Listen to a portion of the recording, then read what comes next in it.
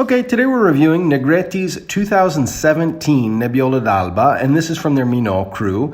Negretti is a small winery located just outside the Moro village in the heart of Piedmont's Lang. We're right in the heart of Barolo country. The winery's current annual production is roughly 3,500 cases, so a relatively small winery. It's family owned and operated, and they do all their own viticulture as well as grapes, so it's all estate bottled wines, but it's owned and operated by the two young brothers, Ezio and Massimo Negretti. Their family's been growing grapes in the region for a couple of generations, and it was really their father that started producing wine, and the two young brothers are kind of taking it to another level now. But before we jump into the wine, let's recap some of the basics about the DOC Nebbiolo d'Alba denomination. We're in the heart of the Piedmont's Lang district and the heart of the Barolo country. The DOC Nebbiolo d'Alba wines are basically designed to be a baby Barolo. In a lot of ways, the Nebbiolo d'Alba is to Barolo what the Rosso di Montalcino is to a Brunello di Montalcino. As a DOC wine, they have lots of laws to produce this, and some of those basic laws are that the wine must be 100% Nebbiolo. There's no other varietals allowed. Negretti's are from 40-year-old vineyards, which is quite nice.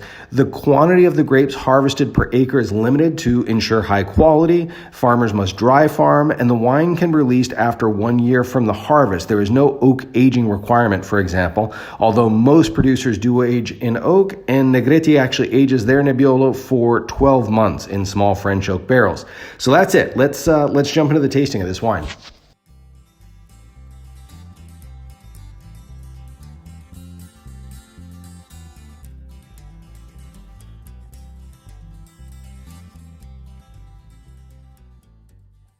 The color of Negretti's Nebbiolo is ruby red with lots of garnet tendencies, and it really reflects the light beautifully.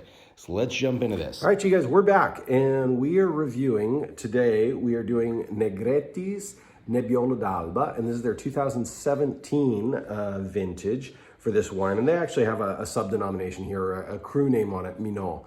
And this comes from Mora d'Alba, is the area that this is coming from. Excuse me, the Mora region of the Lang is what I meant to say, not Mora d'Alba. But let's jump into the tasting right away and see where we're at with this wine. So,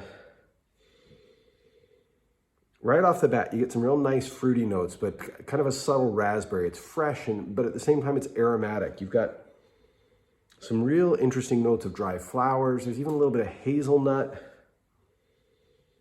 kind of orange zest on the finish. This wine has some really unique aromas, which a lot of the Nebbiolos do up there, especially from some of the better producers. Let's jump into the tasting and see what this wine's doing for us. So,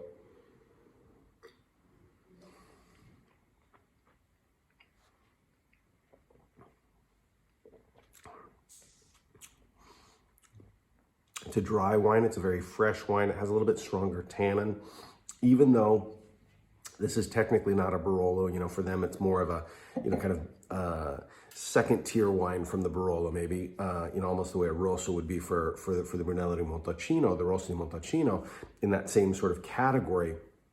It's still a really well-structured wine, and it's still a wine that will age for some time.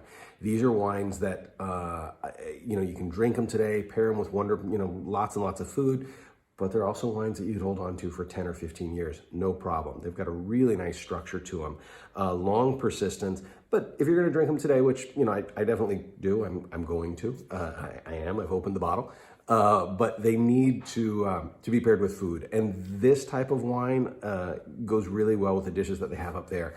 Stuff that, you know, maybe not everybody eats, but things like braised lamb.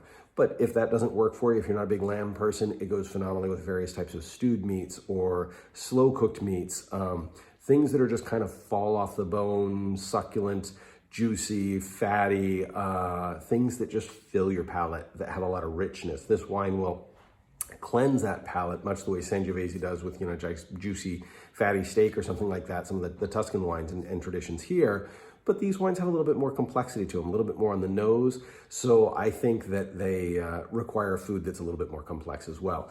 But again, this is Negretti is the producer, and this is their Nebbiolo d'Alba and 2017. Hope you guys enjoy it. I love it. Salute.